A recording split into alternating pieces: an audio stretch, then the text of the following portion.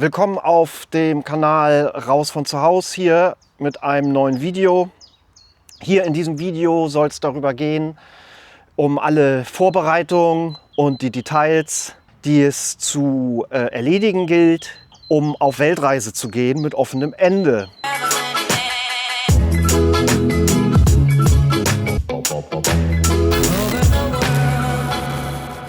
Das ist natürlich immer individuell, für jeden persönlich. Ich möchte darüber erzählen, was ich hier zu erledigen habe. Und ich fange mal an. Das habe ich im letzten Video erzählt. Ich habe mit meinem Arbeitgeber gesprochen. Es ging darum, ob ich noch einen 500-Euro-Job von denen bekomme, was ich vom Laptop aus erledigen kann. Aber da gibt es leider keinen Bedarf, weil eigentlich ist mein Job auch, hat überhaupt nichts mit Homeoffice zu tun. Aber es hätte ja sein können, dass es in dem Unternehmen was gibt. Gibt es leider nicht, habe ich auch halbwegs mit gerechnet. Ist dann auch okay so, dass ich nur von dem Ersparten diesen Trip bestreite. Und ja, also das war das mit dem Arbeitgeber. Nächster Punkt ist die Wohnung. Die habe ich ja gekündigt bis zum 30. Juni. Da habe ich jetzt auch eine Vorabnahme gehabt. Weiß, was ich in der Wohnung zu erledigen habe. Also das ist im Endeffekt ganz normales Renovieren. Kein Thema. Dann kommen wir zu dem nächsten Punkt. Ja, ich löse ja sozusagen alles auf. Ich spiele mal hier was ein jetzt. Übrigens, wo ich meine ganzen Sachen hinbringe, das zeige ich euch jetzt mal, so wie ich meine Sachen loswerde. Also einiges habe ich natürlich verkauft und andere Sachen bringe ich zu so einer Tauschbörse und zum Sozialkaufhaus. Und hier ist die Tauschbörse. So sieht das aus.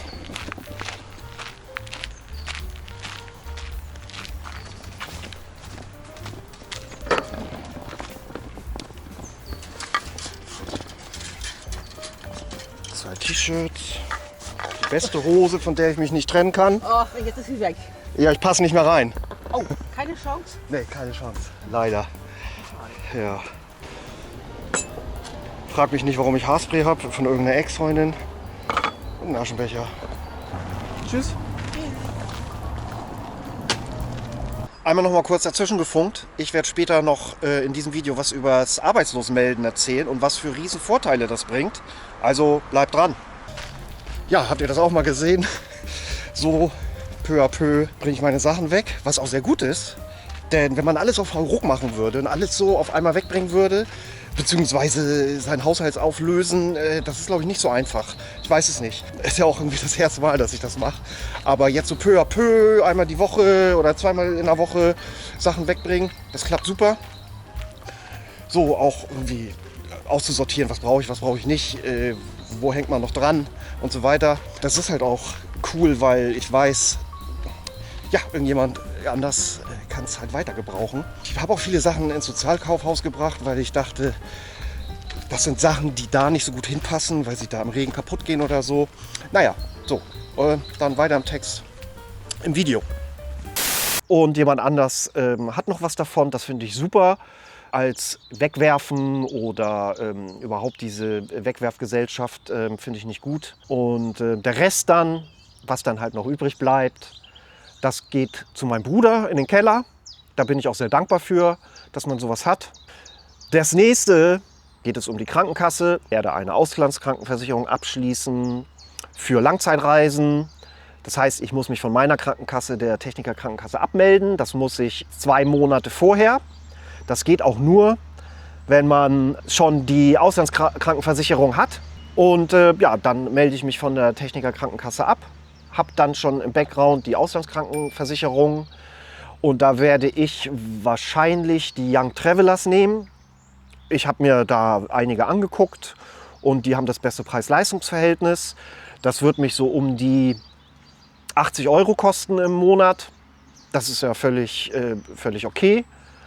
Kann man sich gut leisten und da ist sehr viel mit drin, auch unter anderem nach Deutschland, wenn es jetzt ganz übel kommen sollte, aber das wird es ja nicht. Das wäre sozusagen der nächste Punkt, die Krankenkasse abzumelden. Dann habe ich als nächstes die GEZ abmelden. Ich bleibe ja gemeldet bei meinem Bruder. Daher werde ich mich dann ummelden und die GEZ, die muss ich dann ja sozusagen abmelden. Und ich weiß nicht, ob ich sie dann wieder, dass ich denen mitteilen muss, wo ich jetzt bin, aber das brauche ich dann ja nicht zahlen, weil mein Bruder ist da ja, zahlt ja selber GEZ. Dann natürlich das Wichtigste, Reisepass. Der sollte natürlich noch lange gültig sein. Meiner ist gültig bis 2028, das ist genug. Man sollte vielleicht ein halbes Jahr abziehen. Für die meisten Länder benötigt man ja, dass er noch mindestens 6 Monate gültig ist. Und es sollten auch genug freie Seiten drin sein, weil wenn da jetzt nur noch 2 freie Seiten drin wären, wäre das nicht so gut. Aber das Wichtigste natürlich Reisepass. Dann natürlich Impfpass. Das kann ich mal aufzählen hier. Und zwar hatte ich vor einigen Wochen eine Auffrischung bekommen, weil ich das nicht mehr wusste aus der Vergangenheit, aus der Kindheit, Masern, Mumps, Röteln. Was jetzt dazu kommt, gegen Denguefieber lasse ich mich impfen. Von Hepatitis, da hatte eine gefehlt, sozusagen so ein Nachbooster oder die Auffrischung. Dann hätten wir Tollwut, dann Typhus, Meningokokken, das hatte ich überhaupt nicht auf dem Zettel, aber das hat sie mir geraten. Dann noch die japanische Enzephalitis. Was wir in Klammern gesetzt haben, ist das Gelbfieber und Cholera. Da hat sie mir zu erklärt, das Gelbfieber, das ist schon eine Hausnummer, die Impfung. Und ich denke, die Länder, die ich bereisen werde, da ist das nicht wirklich vonnöten. Ansonsten noch Diphtherie und Polio. Aber ich möchte ja erst so gegen August los. Deswegen noch genug Zeit. Das zum Impfen. So, der nächste Punkt ist O2 kündigen. Also, mein Anbieter, mein Provider ist O2. Da bin ich schon super lange. Fest zu Hause Internet und ein Mobilvertrag. Fest ganz einfach kündigen. 1 Monat Kündigungsfrist. Und den Handyvertrag, das ist ein kleines Manko. Der läuft erst im Mai 26 aus und den muss ich auch behalten, so wie ich das herausgefunden habe. Man kann das zwar, wenn man in dem Vertrag steckt, ist ein 2-Jahres-Vertrag, man kann das auch vorher kündigen, aber nur bei Auswanderung, also wenn man sich hier abmeldet. Und abmelden tue ich mich nicht. Daher werde ich dann bis Mai 26 diese Nummer behalten und natürlich vorher kündigen, dass das dann ausläuft. Und werde mir hier dann noch Prepaid-SIM-Karten besorgen, 1 oder 2. Ich glaube 1 und ein Zweithandy. Denn ein Zweithandy macht natürlich Sinn, wenn das eine flöten geht oder vor allen Dingen für die andere SIM-Karte zum Beispiel. Ich weiß, ich habe hier auch eine eSIM drin. In dem anderen werde ich auch eine eSIM drin haben. Aber warum eine andere SIM-Karte? Ganz einfach für die ganzen Authentifizierungen, für die TANs von den Konten und irgendwelche SMS, dass ich die erhalte. Ja. Dann gibt es noch etwas, was praktisch ist, und das ist die App Satellite. Da bekommt man eine deutsche Nummer und hat 100 Freiminuten im Monat. Und die läuft natürlich dann übers Internet, also man braucht natürlich dann irgendwo im Internet. Aber man kann dann auf einer deutschen Nummer jederzeit angerufen werden. Und ich kann auch anrufen. Wie gesagt, 100 Minuten frei im Monat. Das ist eine super Sache. Und ja, das ist so ein cooles Backup. Und da kann ich dann auch mit meiner Familie telefonieren. Genau, das zu den SIM-Karten. Der nächste Punkt. Konten und Kreditkarten. Girokarte macht keinen Sinn. Ich bin gewechselt von Comdirect. Comdirect habe ich gekündigt. Das läuft zwar noch, das Konto, aber läuft dann aus. Und bin zur C24 Bank gewechselt. Das ist eine Bank, die gibt es jetzt seit ungefähr 4 Jahren oder 5, ich glaube. Die ist von Check24. Ist eine vollwertige Bank, Deutsche Bank, von der BaFin geregelt mit 100.000 Euro Einlagensicherung. Das ist dann sozusagen mein deutsches Hauptkonto. Dann habe ich sozusagen in Anführungsstrichen ein Zweitkonto bei der Trade Republic. Das ist ja eigentlich ein Broker, aber die haben das jetzt auch, haben ein Girokonto damit hinzugefügt. Auch von der BaFin geregelt, auch mit 100.000 Euro Einlagesicherung. Bei Trade Republic bekomme ich 2,5% Zinsen auf das Guthaben, auf das Cash. Bei der C24 Bank gibt es auch Zinsen. Ich weiß gerade nicht genau wie viel, 1,75 oder so. Auf jeden Fall ja, fallen dann ein paar Zinsen ab.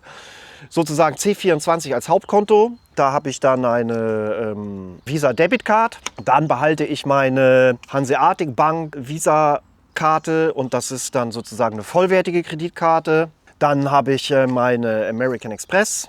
Und dann habe ich auch noch eine Karte von der Trade Republic, eine Visa Debit Karte. Die haben natürlich unterschiedliche Voraussetzungen. Zum Beispiel bei der Trade Republic, da kann man abheben ich glaube 200 € im Monat. Aber es sind genug Karten, das ist also kein Problem, dazwischen zu switchen. Und zusätzlich habe ich neben dem C24-Konto und dem Broker dann noch ein Konto bei Weiß. Und das habe ich auch schon länger. Da kann man ja auch Geld in verschiedenen Währungen halten, was natürlich super praktisch ist. Und ich habe auch ein Revolut-Konto aufgemacht. Da habe ich also genug Möglichkeiten und bin da safe mit den Konten. Was werde ich besorgen hier? Den internationalen Führerschein. Das mache ich dann in den nächsten 2 Monaten.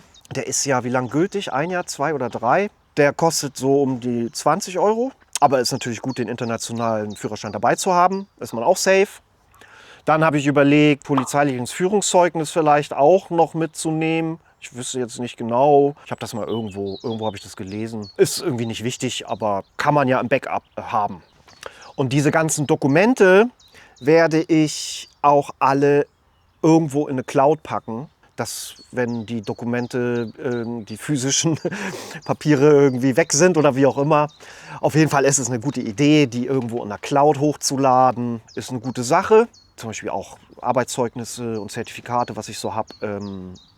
Das kommt in die Cloud.